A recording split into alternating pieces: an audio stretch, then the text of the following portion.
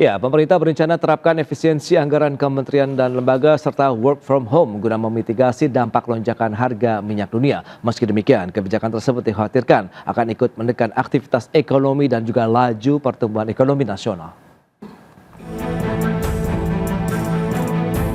Rencana pemerintah untuk menerapkan kebijakan efisiensi anggaran kementerian lembaga dan work from home sebagai langkah antisipasi lonjakan harga minyak dunia akibat perang berkepanjangan di kawasan Timur Tengah menjadi tantangan tersendiri dalam mendorong aktivitas ekonomi di masyarakat.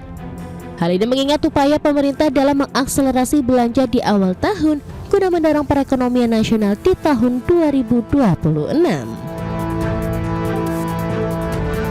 Penyerapan kebijakan efisiensi anggaran kementerian lembaga diharapkan mampu meningkatkan daya tahan anggaran pendapatan belanja negara atau APBN dalam meredam dampak geopolitik dan geoekonomi sekaligus menjaga stabilitas ekonomi nasional. Meski demikian, pemerintah masih terus mencermati pergerakan harga minyak dunia yang akan menekan harga bahan bakar minyak atau BBM di dalam negeri. Pemerintah juga berencana menerapkan kebijakan work from home 1 hari dalam sepekan berlaku pasca Lebaran dan diperuntukkan bagi aparatur sipil negara atau ASN yang dianjurkan untuk sektor swasta. Langkah defensif ini guna mengantisipasi lonjakan harga minyak global sekaligus mengurangi tingkat konsumsi BBM di masyarakat. Sebab pemerintah hingga kini masih mencoba untuk menahan kenaikan harga BBM bersubsidi. Sementara itu, pemerintah Filipina resmi mengumumkan status darurat energi di tengah meningkatnya tekanan global terhadap pasokan bahan bakar minyak atau BBM. Kebijakan ini menjadikan Filipina sebagai salah satu negara pertama yang mengambil langkah tegas menyusul lonjakan harga energi dunia dan gangguan distribusi akibat konflik geopolitik. Berbagai sumber, IDX Channel. Ya, pemirsa, untuk membahas tema kita kali ini, kebijakan efisiensi anggaran versus pertumbuhan ekonomi nasional. Kita sudah tersambung melalui Zoom bersama dengan Bapak Ajib Hamdani, Ketua Komite Tetap Perpajakan Kadin Indonesia. Kemudian juga sudah bergabung Ibu Esther Sriastuti, Direktur Eksekutif Indef. Langsung saja kita sapa ini. Halo, Pak Ajib, apa kabar Pak? Baik, Mas Pras. Baik juga, terima kasih atas waktu yang disempatkan. Bu Esther, apa kabar? Alhamdulillah baik, terima kasih Mas Pras. Baik, terima kasih juga atas waktu yang disempatkan. Menarik kalau kita cermati dengan kondisi global, kemudian beragam upaya-upaya mitigasi yang tengah dilakukan oleh pemerintah. Tadi ada kebijakan efisiensi anggaran yang akan dilakukan, kemudian juga work from home ini pasca Lebaran 1 hari per pekan ini. Bu Esther, bagaimana Anda melihat kebijakan pemerintah saat ini? Sudah tepatkah momentumnya juga, kemudian dengan kondisi global saat ini? Ya, work from home untuk yang kebijakan pemerintah ini tentunya tidak boleh berlaku untuk semua sektor ya. Oke. Karena kenapa? Karena khusus untuk industri manufaktur tentu ini akan sangat mengganggu produktivitas dari industri manufaktur. Jadi misalnya dia target volume produksinya itu 1000, tapi karena ada work from home jadi bisa jadi 700 ya, jadi berkurang. Nah, ini kan mengganggu produktivitas dari industri manufaktur. Yang kedua untuk di layanan publik ya, ini akan mengganggu juga kalau work from home gitu kan. Jadi proses administrasi, layanan publik itu seharusnya tidak boleh work from home atau paling tidak digilir gitu ya, shift-shiftan gitu. Itu sih Mas Pras. Nah, ini berpotensi untuk perlambatan ekonomi nantinya gitu. Ada potensi ya untuk adanya perlambatan ekonomi begitu seiring dengan menurunnya aktivitas masyarakat begitu ya Bu Esther? Iya. Oke. Nah, Pak Ajib, dari sisi pelaku usaha begitu, Anda melihat sektor real akankah melihat begitu ini menjadi momentum yang tepat juga untuk penerapan dari tadi ada efisiensi anggaran yang akan dilakukan, kemudian juga WFH? Oke, pertama tentang WFH, Mas Pras. Begini, WFH ini kan adalah bagaimana respon dari pemerintah dengan adanya kondisi geopolitik yang juga mempengaruhi terhadap aspek fiskal kita sebenarnya, sehingga kemudian pemerintah mengusulkan ya konsep tentang WFH. Sebenarnya WFH ini seharusnya bersifat konsensual aja sebenarnya Mas Pras. Jadi kesepakatan antara pemberi kerja dengan pelaku usaha. Tadi juga Mbak Esther menyampaikan, memang banyak sektor yang kemudian tidak relevan dengan adanya kebijakan WFH dari pemerintah. Jangankan program dari sektor private sector ya, bahkan program pemerintah misalnya MBG misalnya. Coba kalau MBG WFH kan nggak bisa juga Mas Pras. Jadi artinya kemudian pemerintah seharusnya mendorong regulasi yang bersifat komplement terhadap private sector dan justru support terhadap pelaku usaha yang ada. Termasuk misalnya tadi Mbak Esther menyampaikan sektor manufaktur, termasuk sektor logistik, termasuk sektor perdagangan dan lain-lain juga nggak bisa dengan WFH. Tapi kita mengapresiasi pemerintah, tujuannya adalah baik. Bagaimana mengefisienkan pengeluaran termasuk terutama sektor energi. Kemudian saya akan banyak fokus terhadap efisiensi. Begini Mas Pras. Efisiensi di APBN itu memang kita harus berangkat dulu dari asumsi ekonomi makro yang ada. Di mana asumsi ekonomi makro yang paling mendasar itu dua yang terpengaruh terhadap kondisi geopolitik Indonesia. Yang pertama berbicara masalah tingkat harga minyak, di mana harga minyak yang ditetapkan di APBN 2026 itu hanya $70 per barel.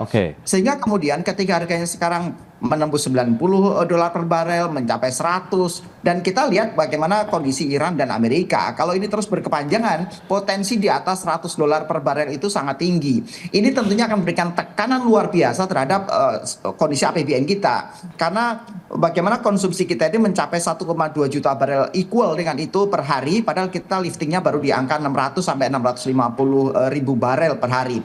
Artinya memang defisit energi kita begitu luar biasa. Itu pertama berbicara masalah bagaimana harga minyak per barelnya. Kemudian kedua berbicara nilai tukar rupiah. Di mana kalau kita lihat di tahun 2026 ini Mas Pras, bahwa nilai tukar rupiah terhadap dolar itu hanya dibudgetkan di angka 16.500. Kemudian sekarang sudah mendekati 17.000 dan bahkan ini bisa lebih kemarin beberapa saat.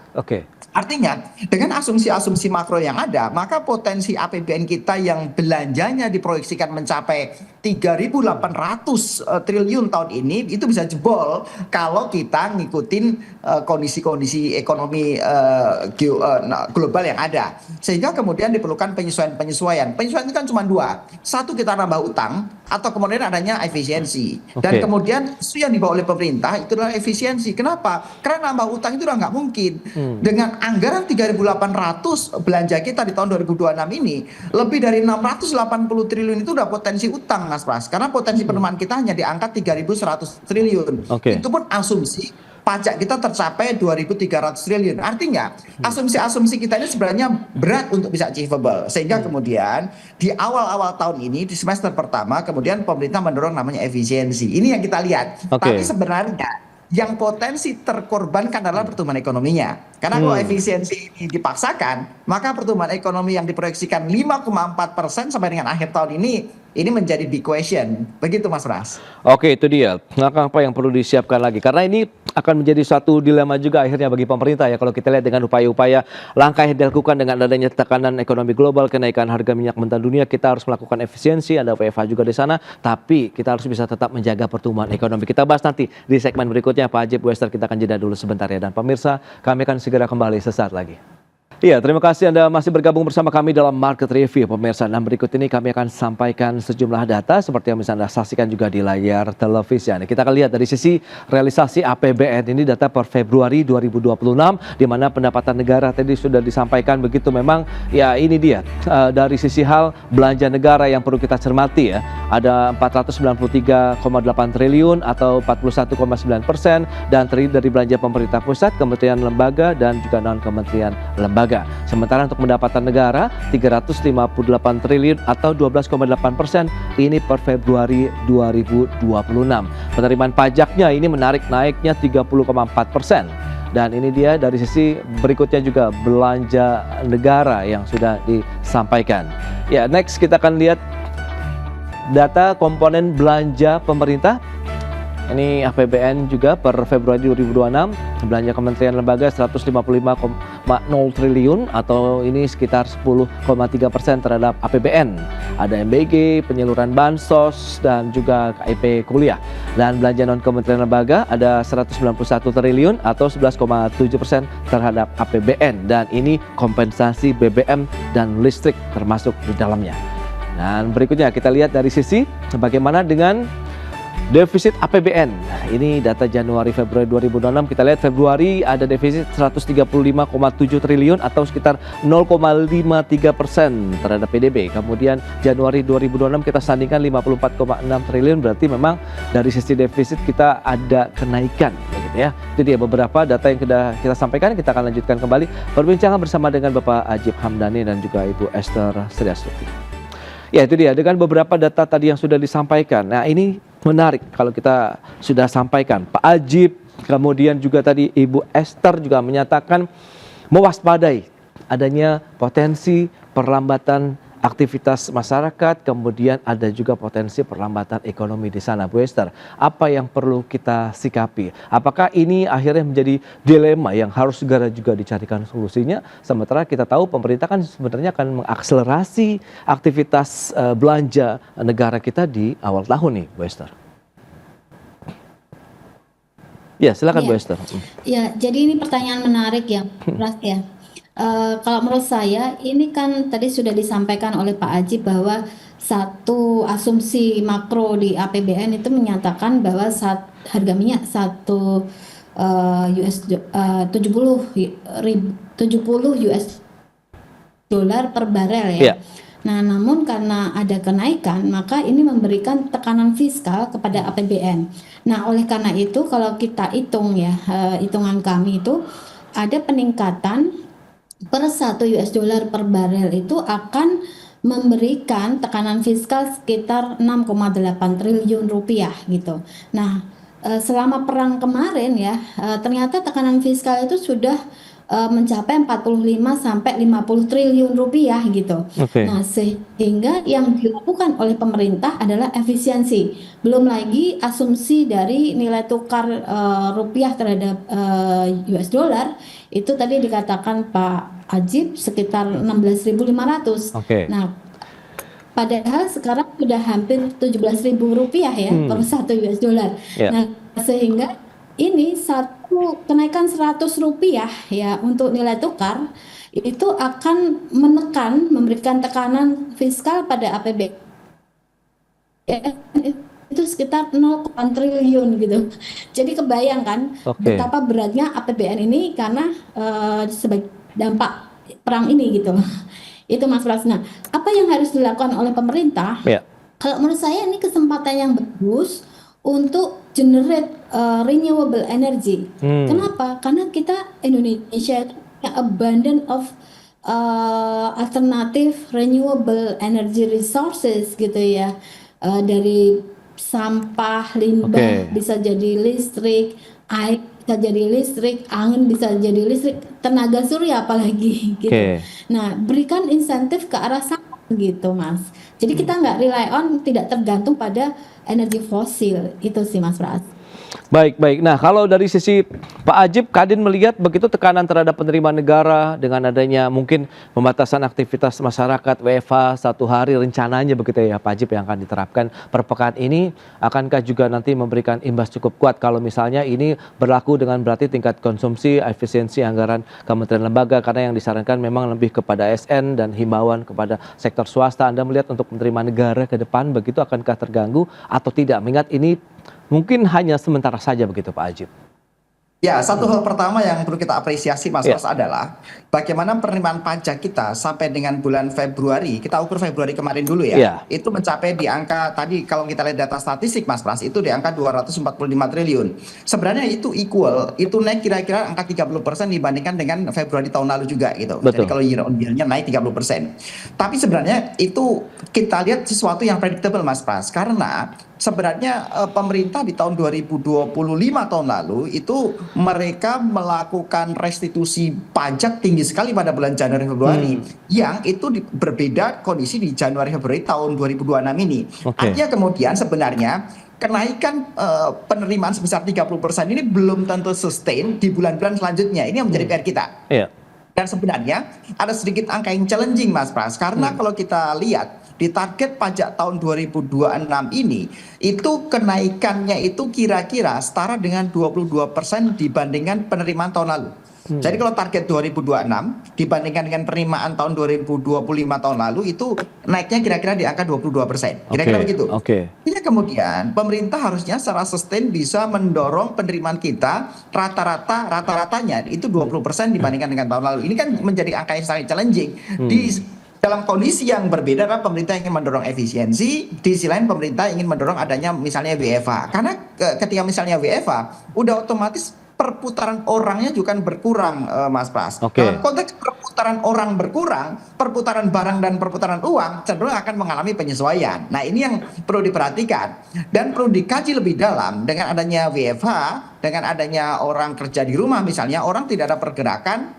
Karena selain pajak pusat, tentunya pajak daerah juga berkurang. Contoh kecil begini deh, contoh kecil ya. Misalnya orang yang tadinya kerja naik motor, mereka parkir. Begitu orang nggak parkir, udah otomatis penghasilan parkir juga berkurang. Ini contoh sangat kecil aja, tapi ini contoh praktis yang menunjukkan bahwa sebenarnya belum tentu ketika kemudian orang WFH, orang di rumah, kemudian juga memberikan impact secara positif terhadap kondisi ekonomi makronya. Nah, hal ini yang perlu dikaji dengan lebih dalam sebenarnya, Mas Pras. Harus ada hitungan secara kuantitatif. Kemudian jangan kemudian dengan adanya misalnya nih, kita punya motor 150 juta motor nih di Indonesia nih. Kalau mereka istirahat 1 hari aja maka potensi efisiensinya sekian misalnya. Kan tidak dalam kondisi terparigus seperti itu, Mas Pras. Tapi ada kondisi-kondisi ekonomi lain, kemudian juga akan ada adjustment, kemudian akan ada penyesuaian ketika kemudian ada misalnya kebijakan WFH. Tapi saya pikir ya kita berikan masukan dari teman-teman dunia usaha, dari Kadin dan juga mungkin teman-teman dunia usaha yang lain adalah WFH ini adalah konsensual antara pemberi kerja dengan dunia kerja sesuai dengan kebutuhan masing-masing. Demikian, Mas Pras. Baik, nah lantas apa yang perlu dilakukan oleh pemerintah begitu? Apakah bisa posisi ini diseimbangkan begitu untuk bagaimana kita tetap bisa mengejar laju pertumbuhan ekonomi kita, tapi di satu sisi dengan adanya efisiensi karena adanya tekanan dari harga minyak global begitu, karena kan BBM kita juga belum naik-naik begitu khusus yang bersubsidi. Kita bahas lagi nanti di segmen berikutnya. Kita akan jeda sebentar ya, Bu Esther dan Pak Hajib. Dan pemirsa, kami akan segera kembali usai pariwara berikut ini. Ya, terima kasih Anda masih bergabung bersama kami dan kita lanjutkan kembali perbincangan bersama dengan Bapak Hajib Hamdani dari Kadin Indonesia, kemudian juga Ibu Esther Siasusti dari Indef. Nah, Bu Esther, lantas bagaimana dengan kondisi global yang masih penuh ketidakpastian begitu ya, kebijakan efisiensi, kemudian WFH ini menjadi satu langkah yang tepat begitu, atau juga ada risiko juga yang harus kita waspadai begitu, Bu Esther? Iya. Kalau menurut saya WFH ini kan kita sudah membuktikan ya pada saat COVID, ketika mobilisasi masyarakat itu terbatas, maka disitulah terjadi perlambatan ekonomi. Karena kalau kita lihat konsumsi itu menyumbang 53% terhadap pertumbuhan ekonomi gitu ya. Nah, sehingga dengan adanya WFH ini walaupun 1 hari dalam 1 minggu itu berpotensi untuk terjadi perlambatan ekonomi gitu, Mas. Nah, apa yang harus dilakukan oleh pemerintah? Ya, istilahnya yang pertama ya saya mengakui bahwa ini tidak mudah ya untuk pemerintah memilih kebijakan. Artinya efisiensi itu memang harus dilakukan, tetapi yang harus dilakukan lagi adalah memberikan atau mengalokasikan anggaran-anggaran hanya untuk anggaran yang prioritas gitu. Jadi lebih didorong untuk kegiatan-kegiatan yang produktif gitu. Sehingga ketika anggaran itu digelontorkan dan insentifnya itu berhenti, maka bisa generate income untuk APBN. Nah, kalau kita lihat dari postur APBN itu kan kebanyakan ya, sebagian besar itu anggaran dialokasikan untuk belanja rutin. Nah, ini yang harusnya dibalik. Belanja modal harus lebih besar untuk daripada belanja rutin gitu, Mas Pras. Itu shortcut yang pertama yang harus dilakukan oleh pemerintah. Oke, itu dia beberapa hal yang alokasi anggaran berarti ya yang perlu segera kita lakukan begitu. Nah, kalau bicara mengenai model hybrid begitu, ini bisa jadi solusi optimal tidak sih Bu Esther begitu untuk bisa menjaga efisiensi tanpa mengorbankan pertumbuhan, dalam artian upaya-upaya tadi dikombinasikan antara kebijakan-kebijakan efisiensi anggaran, kemudian bagaimana seperti yang Bu Esther lakukan tadi, bagaimana modal kerja itu justru lebih ditingkatkan misalnya.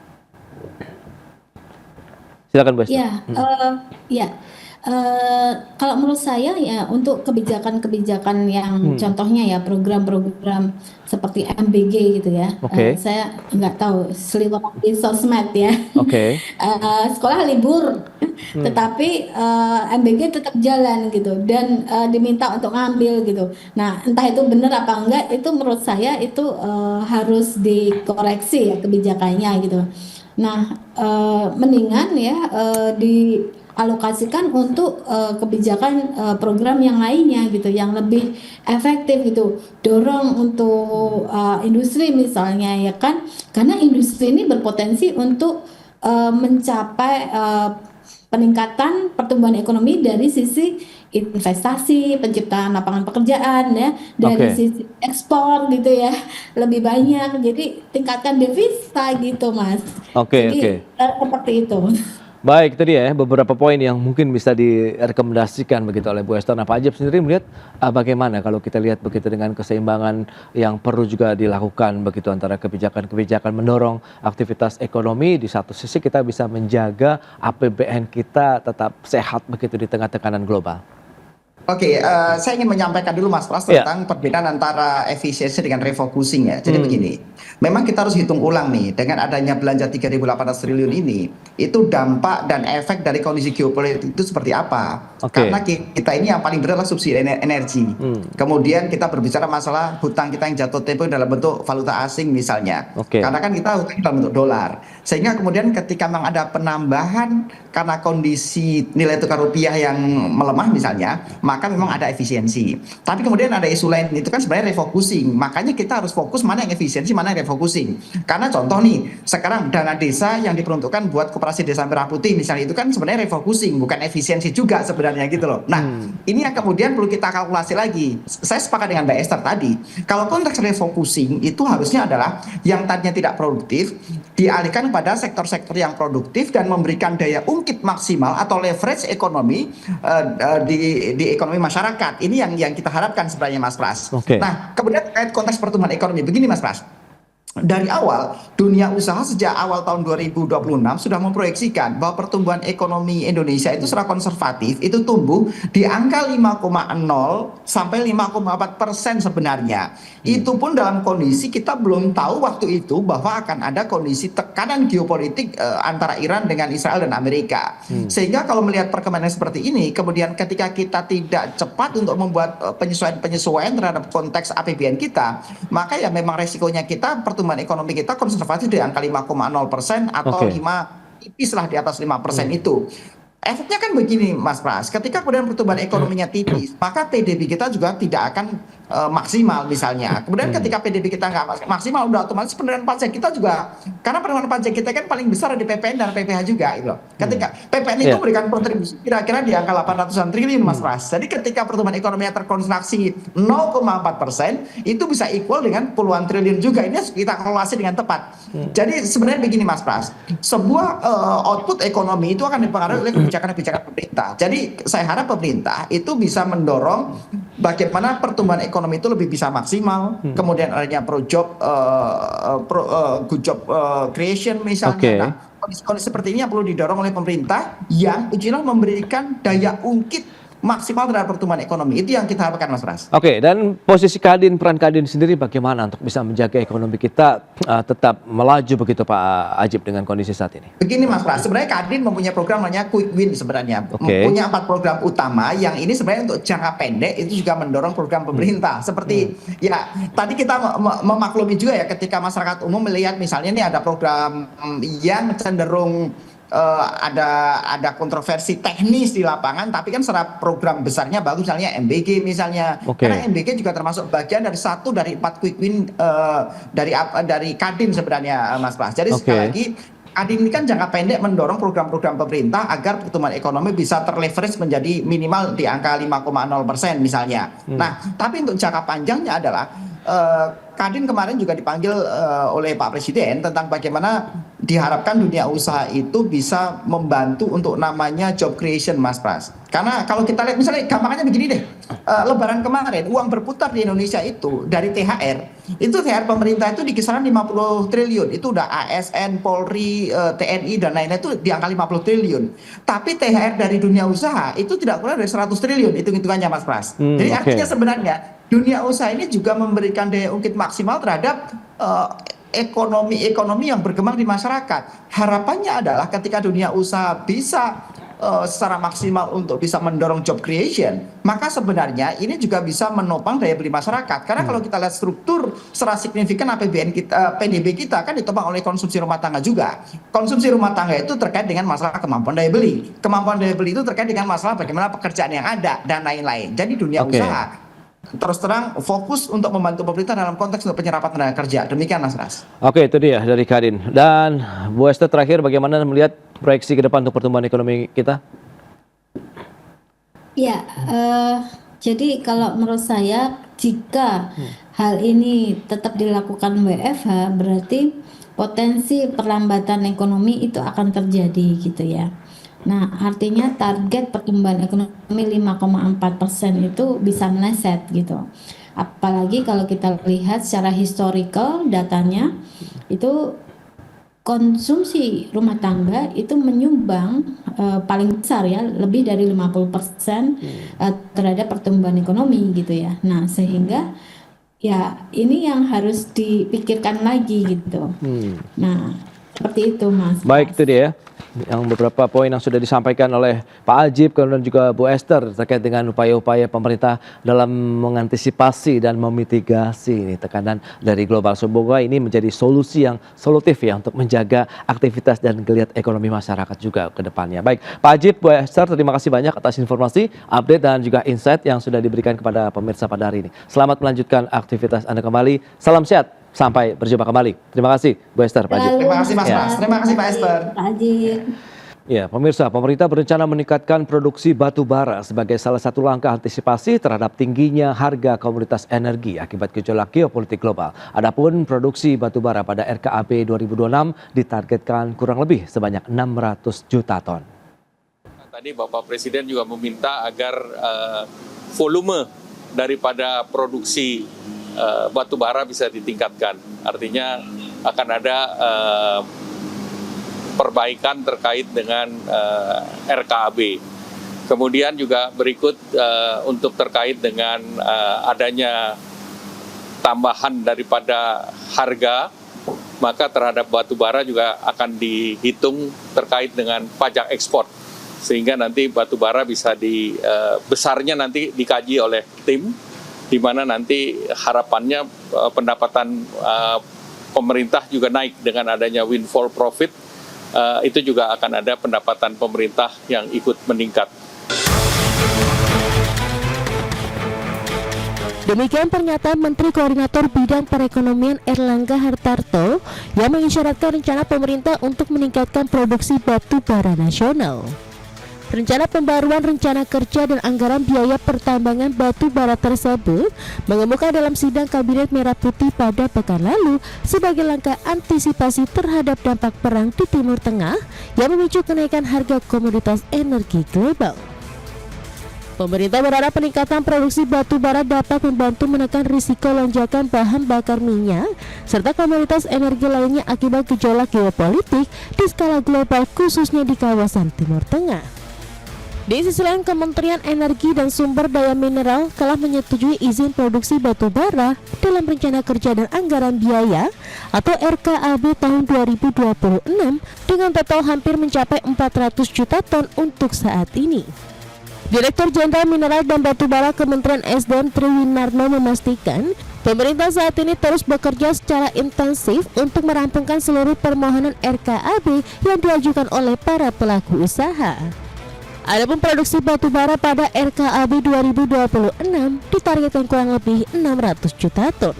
Berbagai sumber, IDX Channel.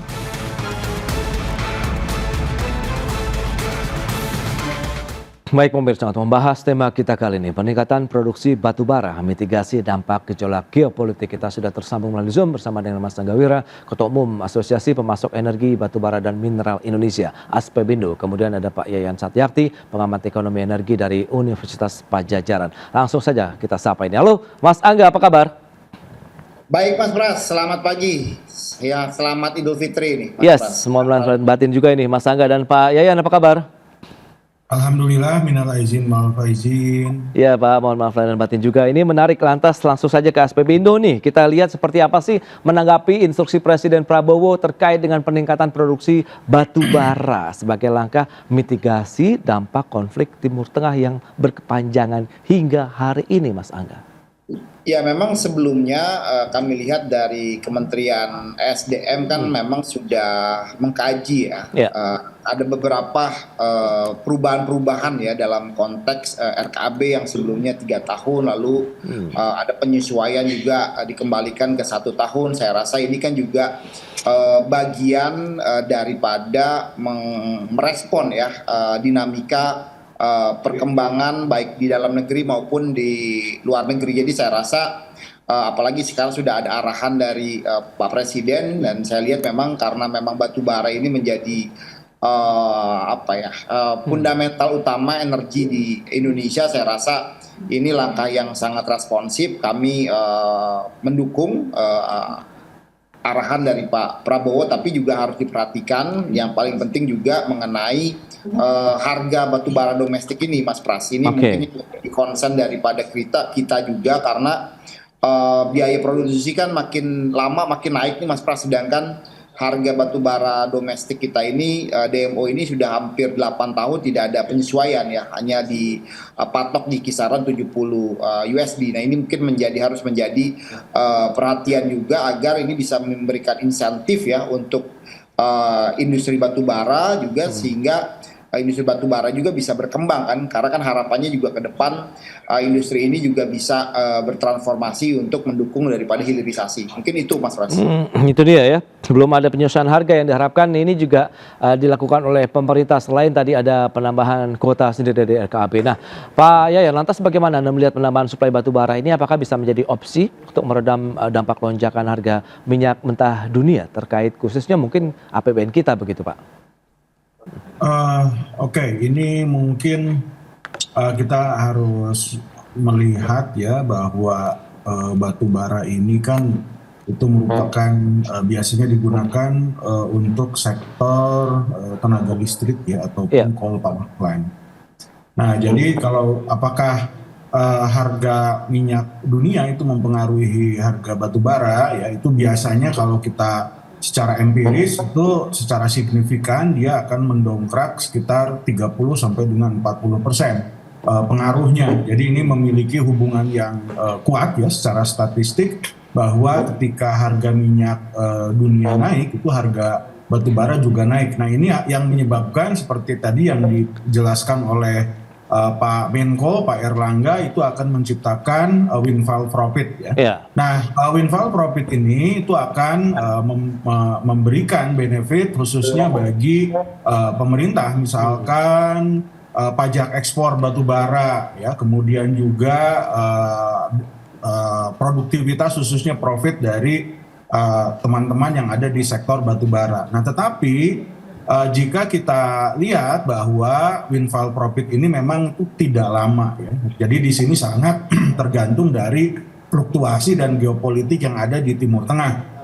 Nah, kalau kita lihat bahwa kondisi yang ada di geopolitik seperti di Iran ya, ini sepertinya kan akan ada gencatan senjata, dan kemungkinan kalau dengan adanya gencatan senjata itu, maka biasanya di sini harga minyak itu sudah mulai turun lagi. Dan kemungkinan bahwa harga batubara itu akan turun. Nah, jadi kalau kita lihat ya bahwa apakah pemerintah, saya kira saya dukung ya bahwa pemerintah itu berarti concern khususnya terhadap para pengusaha batubara.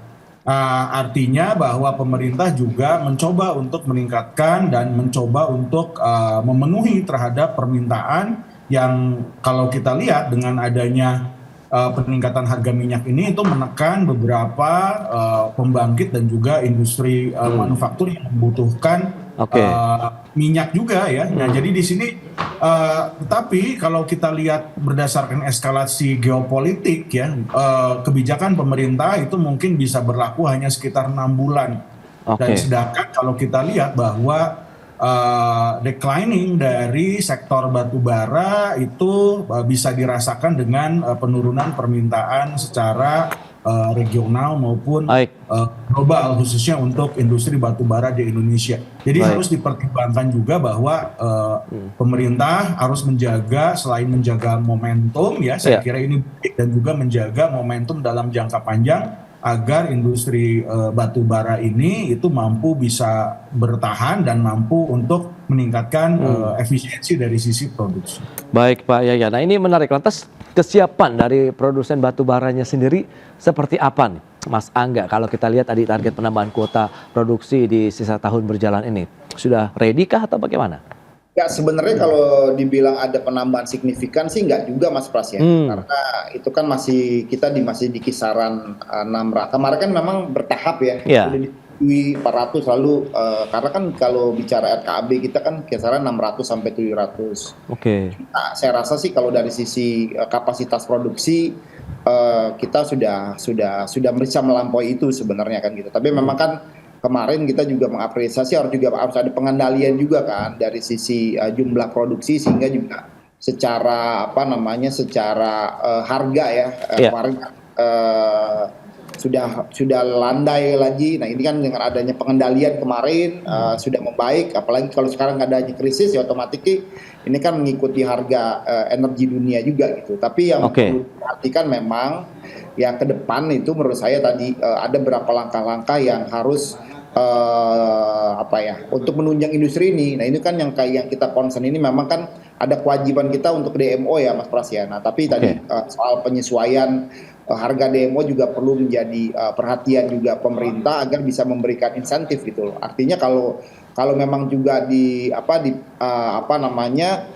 dipicu kenaikan dalam jumlah juga secara kuantitas, cuman tidak dibenahi juga daripada sisi harga juga. Nah ini juga kan kesulitan bagi produsen juga gitu loh Mas Pras. Ya karena memang diputuskan ini pun belum ada kepastian ya kapan begitu akan berlaku dari sisi perubahan RKAB, dan kemudian untuk harganya sendiri pun mesti menjadi tantangan dari pelaku usaha sendiri melihat bagaimana dengan pasar domestik, kemudian harga batubara secara global nih Mas Angga. Ya tadi kalau secara global kan pastinya kalau ada peningkatan harga minyak dunia ya automatically pasti harga batubara akan tergeret naik ya. Betul. Nah, pastinya juga namanya pedagang ini ya, industri pasti akan melihat ketika harga luar negeri tinggi mereka akan melakukan ekspor gitu ya, secara lebih prioritas gitu ya. Nah ini kan memang dikendalikan oleh pemerintah, ada kewajiban untuk memasok DMO gitu loh. Tapi kalau dalam konteks disparitasnya terlalu tinggi juga ini kan bisa saja ada yang dalam tanda kutip ya nakal juga gitu ya Mas Pras ya. Tapi mementingkan ini, tapi makanya ini kan harus ada keseimbangan juga gitu loh. Dan memang kita lihat juga ini sampai kapan kan gitu, windfall harganya ini kan gitu loh. Tapi kalau saya melihat ini beda dengan yang konflik yang sebelumnya ya, Iran sebelumnya, ini akan menurut saya akan berlangsung lebih lama ya, lebih panjang, karena kalau kita lihat juga fasilitas-fasilitas produksi minyak dan gas di Timur Tengah ini banyak yang rusak, damage-nya cukup parah. Ini menurut informasi yang saya terima ini mungkin fase perbaikannya ini mungkin bisa berlangsung sampai dengan 2-3 tahun kalau memang perangnya bisa ada ada titik temu dulu ya. Nah kalau ini mungkin masih berjalan juga belum ada kata perdamaian ya, ini akan berlangsung lebih lama lagi. Nah ini kan sebenarnya momentum juga bagi kita bagaimana mengkonsolidasikan ketahanan energi domestik kita. Nah artinya kita kan nggak hanya berbicara supply ini Mas Pras ya kan. Nah tapi kan juga berbicaranya bagaimana consumption-nya juga. Nah ini kan consumption-nya yang harus dikendalikan juga gitu loh. Nah consumption-nya ini kan bagaimana peralihan gitu ya, dari consumption misalnya BBM kepada listrik, bagaimana pembangkit-pembangkit kita juga yang berbasisnya masih menggunakan misalnya fuel gitu kan, bisa transform ke gas misalnya. Ini harus diakselerasi. Jadi itu pengendaliannya bukan hanya dalam konteks memanage daripada supply-nya, karena supply-nya sudah terbatas, tapi juga yang terpenting jangan sampai kita telat gitu loh. Di negara-negara lain kan sudah melakukan campaign ini, sudah melakukan penghematan besar-besaran gitu loh. Di negara kita kan pemerintah masih bertahan nih ya kan untuk tidak menaikkan harga BBM misalnya. Padahal ya secara aktual beban subsidi yang diberikan ini sudah over budget. Nah, ini kan mungkin harus ada penyesuaian juga, kalau enggak yang dikorbankan program-program pembangunan yang lain. Jadi menurut saya ini harus menjadi perhatian yang bisa kita selesaikan secara helikopter view-nya, harus wisdom-nya juga harus ada. Itu dia, tadi juga sudah disampaikan Pak Yayan harus menjaga momentum jangka menengah panjang. Nah itu dia, seperti apa? Kita akan bahas lebih jauh nanti di segmen berikutnya. Kita akan jeda sebentar, Pak Yayan dan juga Mas Angga. Dan pemirsa, kami akan segera kembali sesaat lagi. Baik pemirsa, Anda masih menyaksikan Market Review dan kembali kami akan sampaikan sejumlah data untuk Anda. Kita akan cermati seperti apa sih dari sisi sektor batu bara di Indonesia. Untuk produksinya, kita lihat di tahun 2019 616,16 juta ton. Kemudian di tahun 2020 ada penurunan karena kita tahu juga ada pandemi COVID-19 terjadi di Indonesia. Tapi kita lihat pasca 2020 trennya naik terus sampai dengan 2024 di 836,12 juta ton. Sementara di tahun 2025 ada penurunan kembali menjadi 790 juta ton untuk produksi batu bara nasional. Dan selanjutnya kita akan cermati bersama dari sisi volume ekspor batu bara Indonesia yang diharapkan tadi oleh pemerintah, ada penerimaan negara juga yang masuk ya dari kegiatan eksportasi komoditas batu bara. 2024 405,76 juta ton, kemudian di tahun 2025 ini turun menjadi 390,93 juta ton. Dan upaya-upaya ini tadi yang dilakukan bagaimana untuk bisa menjaga juga harga batu bara di pasar internasional tetap stabil, begitu dalam artian memberikan keuntungan yang cukup signifikan bagi Indonesia. Kita lanjutkan kembali perbincangan bersama dengan Mas Angga Wira dan juga Bapak Yayan Satyakti.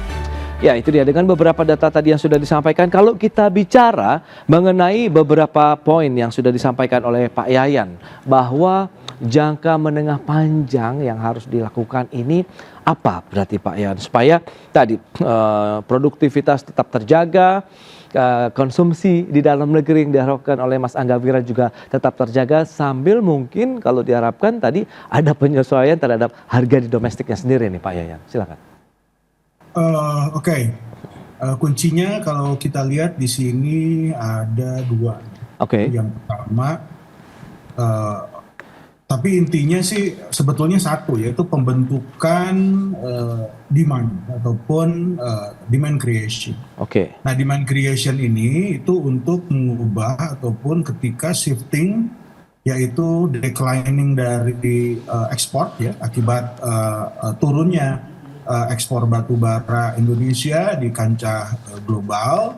Nah, ini bisa dilakukan dengan dua hal. Itu yang pertama, yaitu meningkatkan DMO. Ya. Tapi kalau misalkan meningkatkan DMO dengan harga yang tetap, saya kira itu tidak akan menarik dan bukan menjadi insentif, ya, tetapi justru menjadi disinsentif. Nah, ini saya kira yang harus diperbaiki oleh pemerintah. Karena kalau kita lihat bahwa demand for energy ya, walaupun sekarang bahwa kondisi kita relatif sedikit oversupply dari sisi neraca khususnya kebutuhan energi listrik ya. Nah, tetapi ketika misalkan hilirisasi ini dijalankan ya, dan kemudian juga untuk meningkatkan katakan proses industrialisasi.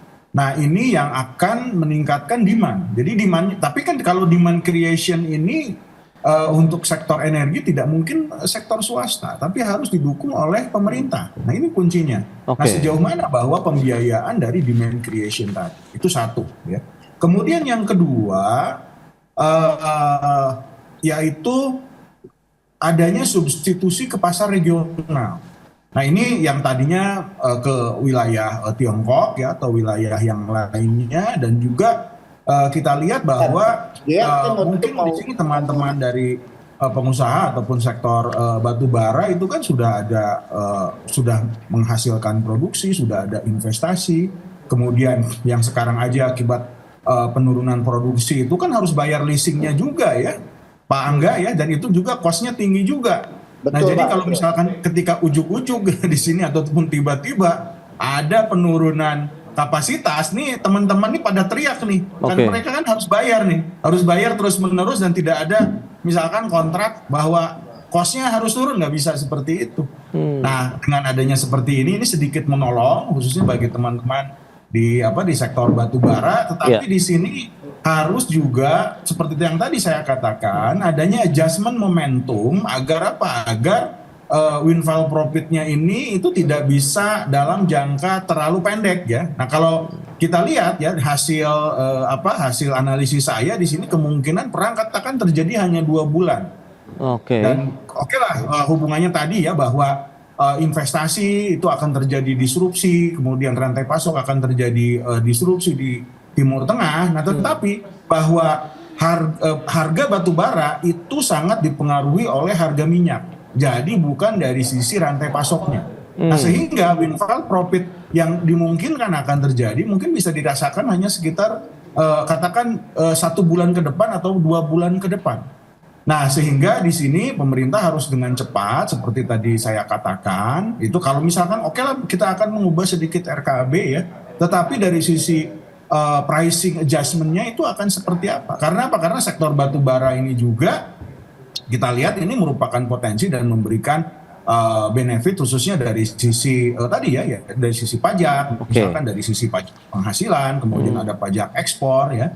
Dan sehingga perlu juga adanya adjustment dan menjaga momentum ketika kondisi harga minyak akibat krisis ini juga berdampak. Karena apa? Karena pengusaha dari batu bara juga ada cost-nya apa, yaitu inflasi di sektor yang lain.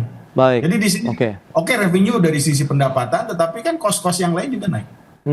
Oke, itu dia yang menarik. Nah, Mas Angga, lantas bagaimana harapan dari Aspepindho, pelaku usaha pertambangan sendiri ya, melihat memang ada rencana tadi untuk bisa meningkatkan atau melakukan penyesuaian RKAB batubara di tahun 2026. Seperti apa sih keinginan dari pelaku usaha, dan seperti tadi yang sudah disampaikan Pak Yayan, demand creation-nya sendiri sudah memenuhikah apabila memang nanti ada peningkatan produksi batubara nasional kita begitu? Pertama gini ya, yang harus dipahami kan batubara ini kan untuk energi listrik ya, tapi di sisi lain kan ada opportunity untuk juga dilakukan hilirisasi. Nah, ini yang menurut saya juga harus di-clearkan insentif dan roadmap-nya untuk hilirisasi tersebut. Jadi nggak hanya melulu untuk energi atau untuk kelistrikan seperti itu. Tapi di sisi lain kan juga untuk melakukan investasi dalam konteks melakukan hilirisasi itu kan diperlukan juga modal lah, ya kan. Kalau harga batu bara juga di dalam negeri tidak ada penyesuaian yang sudah hampir 8 tahun ini, nah ini kan juga akan sulit pengusaha batu bara ini punya margin. Bagaimana ibaratnya mau mengembangkan ke yang lain lah, margin aja sudah cukup tipis gitu loh, Mas Pras. Ini menurut saya perlu menjadi perhatian, apalagi kalau tadi dalam konteks proyeksi produksi ini juga terkadang ada perubahan-perubahan yang mungkin mengejutkan gitu loh. RKAB di tahun lalu misalnya 1 juta, tiba-tiba langsung dipangkas 50%-nya. Nah, ini kan juga mengejutkan dalam konteks kan udah ada investasi alat, juga pembiayaan. Nah, ini juga perlu menjadi perhatian daripada pemerintah ketika melakukan penyesuaian adjustment tersebut. Tapi di sisi lain kita juga memahami agar juga pemerintah juga ingin mengontrol juga harga batu bara juga kan. Secara kan kurang lebih juga majority salah satu pengekspor batu bara terbesar juga gitu. Jadi kalau kita bisa kontrol produksi juga, pasti juga akan mengendalikan market harga di dunia juga. Ini juga menjadi salah satu hal yang menurut saya juga kita harus kendalikan juga. Tapi di sisi lain juga kan di domestiknya menurut saya harus dilakukan penyesuaian gitu. Karena ini sudah 8 tahun Mas Pras ya kan. Pasti ada inflasi, ada biaya energi juga gitu kan, naik juga tenaga kerja. Nah, ini kan juga harus difikirkan kalau memang ingin industri batubara juga bisa growth, berkembang kepada hilirisasi. Ya kalau pengennya industri batubara ya cuman nyuplai listrik aja ya sudah. Tapi kalau pengennya ada hilirisasi, ini kan juga perlu ada modal kerja yang baru juga. Nah, ini kan perlu diberikan margin yang memang terukur lah menurut saya. Dan sudah ada pembahasan dengan pemerintah, misalnya Kementerian SDM begitu? Kita sudah beberapa asosiasi sudah menyampaikan kepada Pak Kementerian, kepada juga Dirjen Minerba terkait hal ini, dan juga mudah-mudahan ini bisa menjadi hal momentum ini bisa menjadi bagian secara konsolidasi secara lebih komprehensif lagi lah terhadap ketahanan energi kita ya. Karena walaupun bagaimana ya batu bara ini menjadi tulang punggung energi di Indonesia, mau nggak mau kan faktanya seperti itu. Betul. Ya, itu dia, diharapkan dengan upaya-upaya tadi ada penyesuaian RKAB, begitu bisa memberikan satu dari sisi kemandirian energi kita, kemudian ketahanan energi kita akan semakin baik begitu di tengah tekanan dari harga minyak dunia begitu yang tengah terjadi saat ini akibat perang di Timur Tengah. Tampil mungkin penyesuaian diharapkan dari pelaku usaha sendiri, insentif di sana, kemudian ada penyesuaian harga untuk pasar di dalam negerinya untuk produk batu bara sendiri, dan juga tadi disampaikan ada hilirisasi yang perlu juga terus dikembangkan. Mas Angga, kemudian Pak Yayan, terima kasih banyak atas informasi, update, dan juga insight yang sudah diberikan kepada pemirsa pada hari ini. Selamat melanjutkan aktivitas Anda kembali. Salam sehat, sampai berjumpa kembali. Terima kasih Mas Angga, Pak Yayan, terima kasih. Baik pemirsa, 1 jam sudah saya menemani Anda dalam Market Review, dan perbarui terus informasi Anda hanya di IDX Channel, your trustworthy and comprehensive investment reference. Karena urusan masa depan harus depan, aku investor saham. Saya Prasetyo Wibowo beserta seluruh kerabat kerja yang bertugas pamit undur diri. Terima kasih dan sampai jumpa.